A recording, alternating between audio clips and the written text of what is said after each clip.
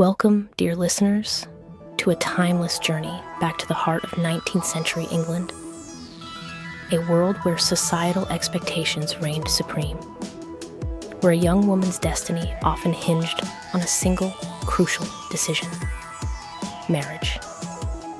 This is the story of Pride and Prejudice, a captivating dance between two strong-willed individuals destined to clash, to misunderstand, and ultimately to fall in love.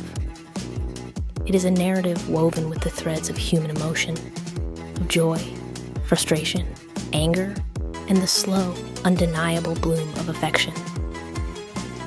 Our tale unfolds in the quiet village of Longbourn, home to the Bennet family. At its head is Mr. Bennet, a man of dry wit and keen observation, who finds solace in his books, often escaping the incessant chatter of his wife. And then there is Mrs. Bennet, a woman consumed by one singular, all-encompassing ambition: to marry off her 5 daughters. Sound of a rustling newspaper, then a sigh from Mr. Bennet.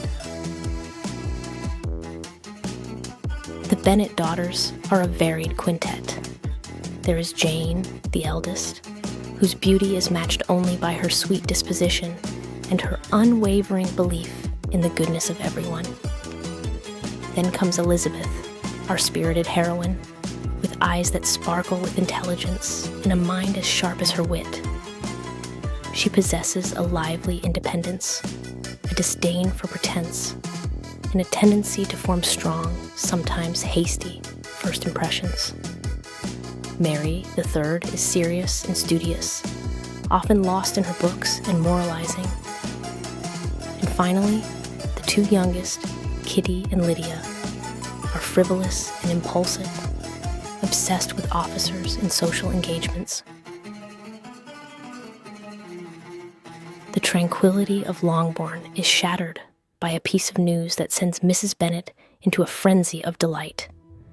Netherfield Park, a grand estate nearby, has been let at last. And to whom?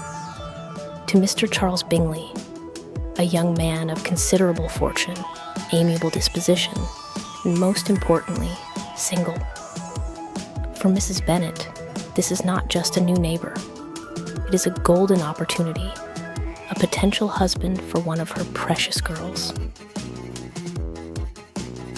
The true stage for our drama is set at the Meryton Assembly Ball. This is where the social fabric of their world is displayed, where fortunes are made or lost, and where first impressions, however flawed, are cast. Mr. Bingley arrives, accompanied by his inseparable friend, Mr. Fitzwilliam Darcy.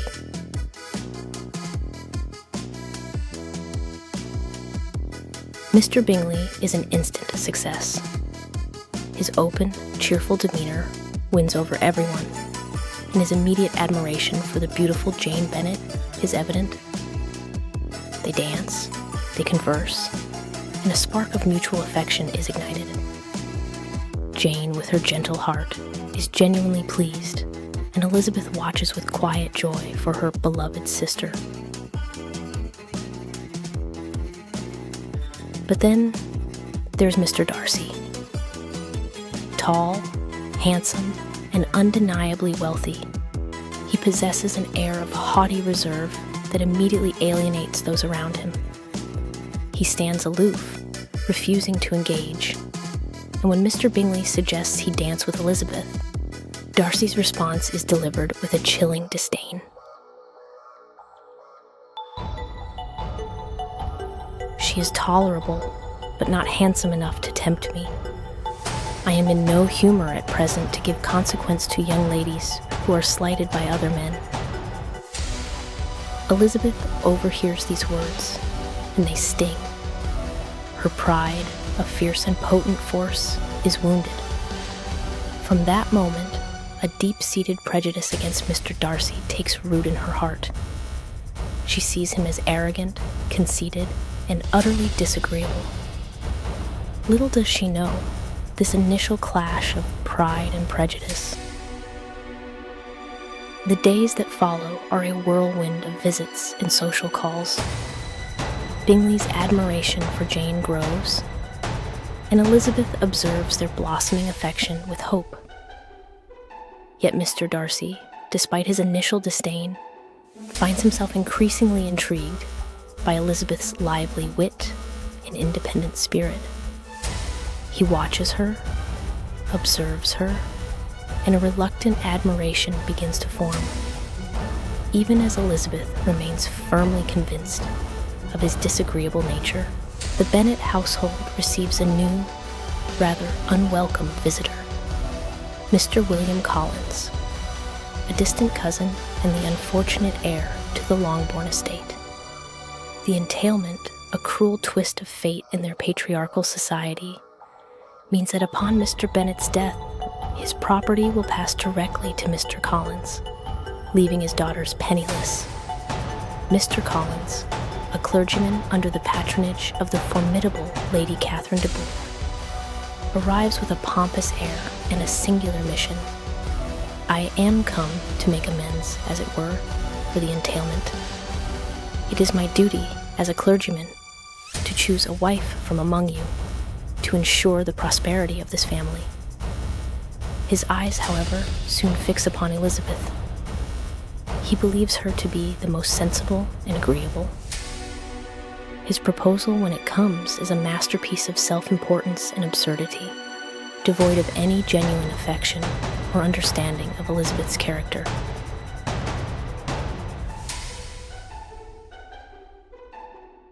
Elizabeth, utterly repulsed by his obsequious manner and his patronizing tone, rejects him outright. Her refusal sends Mrs. Bennet into hysterics, who cannot comprehend why her daughter would turn down such a good match. But Elizabeth's spirit is unyielding. She will not marry without respect and affection.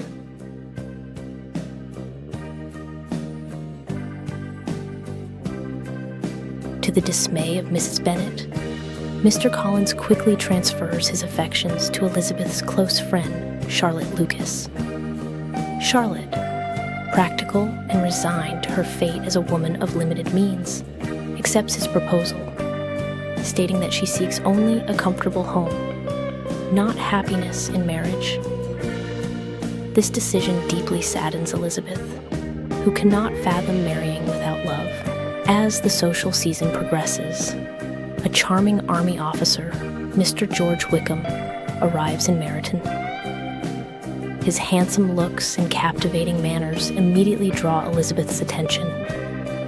He quickly ingratiates himself with her, and in a seemingly confidential conversation, he paints a dark picture of Mr. Darcy, claiming that Darcy, out of spite, had cheated him out of a valuable living bequeathed by Darcy's late father.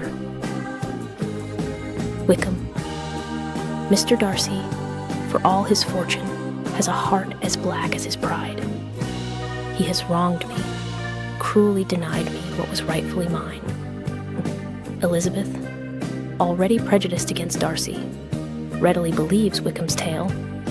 It confirms her worst suspicions about Darcy's character, solidifying her disdain for him. She feels a growing sympathy for Wickham, seeing him as a victim of Darcy's arrogance. The social scene takes a dramatic turn when the Bingley party, including Mr. Darcy, abruptly leaves Netherfield for London.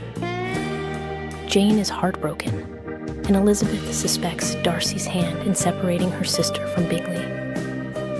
This perceived act of cruelty further fuels Elizabeth's resentment towards him. Elizabeth later visits Charlotte at Hunsford, where she frequently encounters Lady Catherine de Bourgh, Mr. Darcy's aunt and patroness to Mr. Collins. Lady Catherine is a formidable, arrogant woman who delights in lecturing and controlling those around her. Her condescending remarks about Elizabeth's upbringing and family only serve to irritate Elizabeth, yet she endures them with remarkable composure. During this visit, Mr. Darcy himself arrives at Rosings, Lady Catherine's grand estate. His presence creates an unexpected tension. He frequently visits the parsonage, and though his manner is still reserved, Elizabeth notices a subtle shift in his behavior towards her. He seems to seek out her company, engaging her in conversations that are often challenging, yet strangely compelling.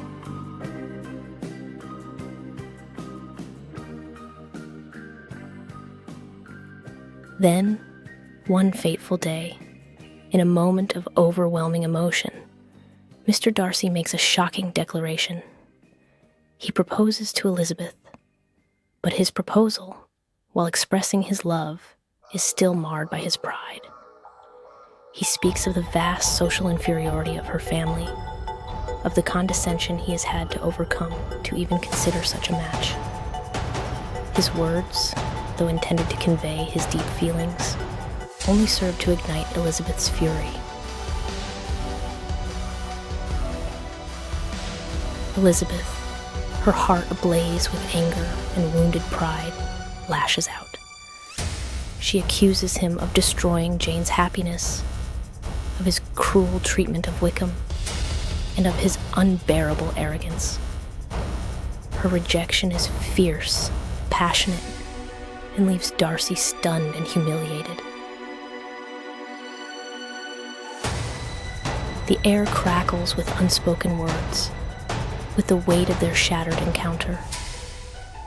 Darcy leaves, his pride deeply wounded, and Elizabeth is left trembling, a mixture of anger and a strange, unsettling confusion washing over her.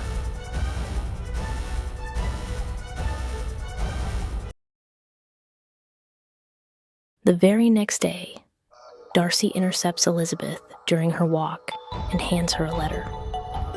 This letter, a turning point in their story, is a revelation. In it, Darcy meticulously explains his actions. He clarifies his interference in Jane and Bingley's relationship, stating that he genuinely believed Jane's affections for Bingley were not as strong as his, and he wished to protect his friend from a potentially unhappy match.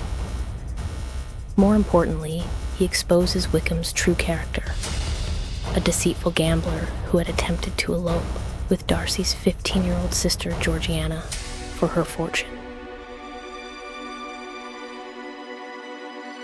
As Elizabeth reads, a profound sense of shame and regret washes over her.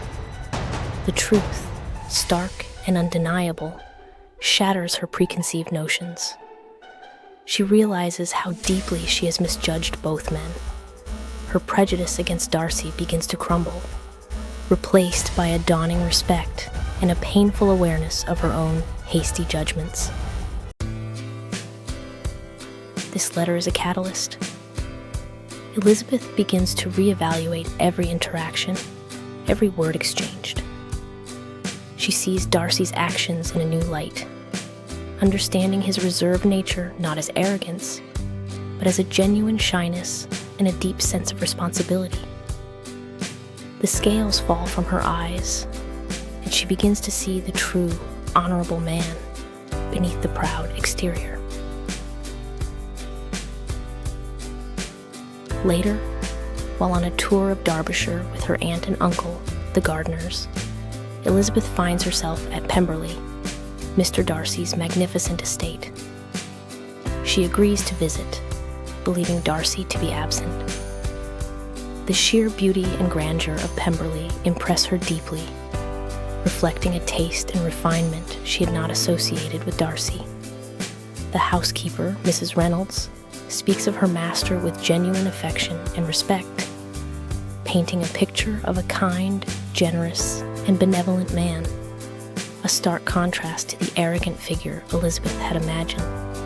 Mrs. Reynolds: I have never had a cross word from him in my life.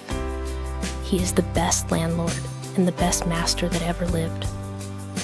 Just as Elizabeth is absorbing this new image of Darcy, he unexpectedly returns home. Their encounter is awkward at first, but Darcy's demeanor has undergone a remarkable transformation. He is no longer proud or aloof. He is courteous, attentive, and genuinely amiable. He introduces Elizabeth to his sweet and shy sister, Georgiana, further softening Elizabeth's heart. This encounter at Pemberley is pivotal. It confirms the truth of Darcy's letter and solidifies Elizabeth's growing admiration for him. The burgeoning warmth between Elizabeth and Darcy is tragically interrupted by devastating news.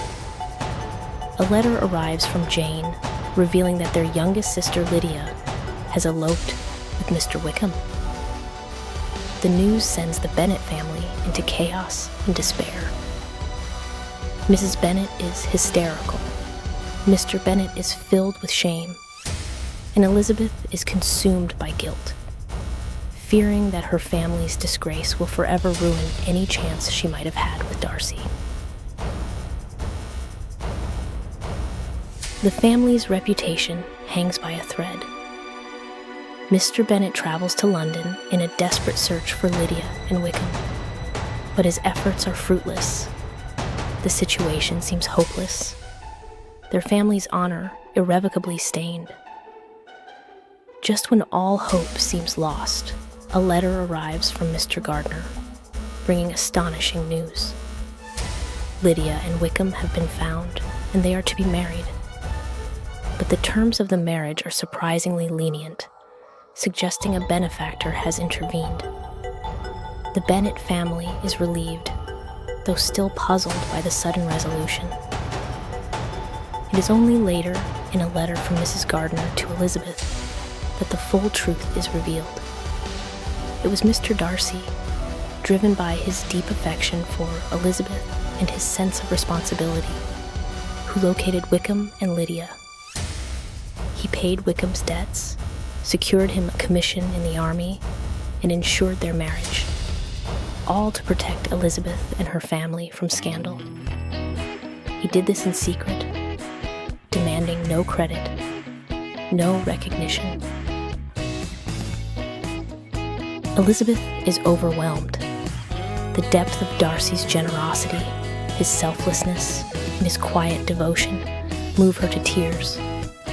She realizes the true measure of his character, the profound goodness that lies beneath his proud exterior. Her prejudice is not just gone. It has been replaced by a powerful, undeniable love. With the scandal behind them, life at Longbourn slowly returns to normal. Mr. Bingley, now free from the influence of his sisters and Mr. Darcy's former reservations, returns to Netherfield. His love for Jane, which had never truly diminished, is rekindled, and he proposes. Jane, overjoyed, accepts, and the first happy marriage in the Bennet family is secured. But one final, dramatic obstacle remains. Lady Catherine de Bourgh, having heard rumors of Elizabeth and Darcy's potential attachment, makes an unannounced, furious visit to Longbourn. She confronts Elizabeth, demanding that she promise never to marry Darcy, deeming her utterly unsuitable for her nephew due to her inferior connections. Lady Catherine, are you to be united with my nephew, Mr. Darcy? I insist upon an answer. Elizabeth, I am not to be intimidated, madam. I shall not promise to gratify your wishes. Elizabeth, with remarkable courage and dignity, stands her ground. She refuses to be bullied, asserting her independence and her right to choose her own path. Her defiance, however, inadvertently serves a crucial purpose. Lady Catherine, in her outrage, inadvertently reveals to Darcy that Elizabeth has not denied their attachment, giving him renewed hope. Encouraged by his aunt's report and by his own deep feelings, Mr. Darcy returns to Longbourn. He seeks out Elizabeth, and this time, his proposal is entirely different. It is humble, sincere, and filled with genuine affection. He speaks of his changed heart, his desire to overcome his pride, and of his profound love for her. Darcy, you are too generous to trifle with me. If your feelings are still what they were last April, tell me so at once. My affections and wishes are unchanged, but one word from you will silence me forever. Elizabeth. My feelings have undergone so material a change that I can now receive them with the utmost pleasure. Elizabeth, her heart overflowing with joy and love, accepts. The journey of Pride and Prejudice has reached its beautiful conclusion.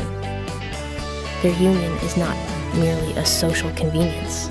It is a testament to true understanding, to the triumph of love over societal expectations and personal flaws.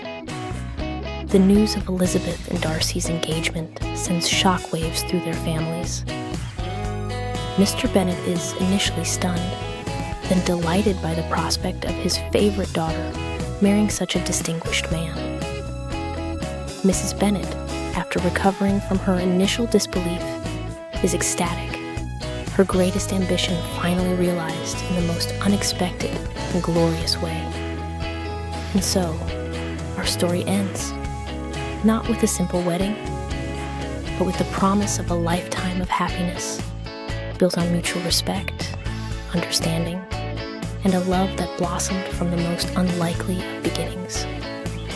Pride and Prejudice reminds us that true love often requires us to shed our preconceived notions, to look beyond surface appearances, and to open our hearts to the unexpected beauty that lies within.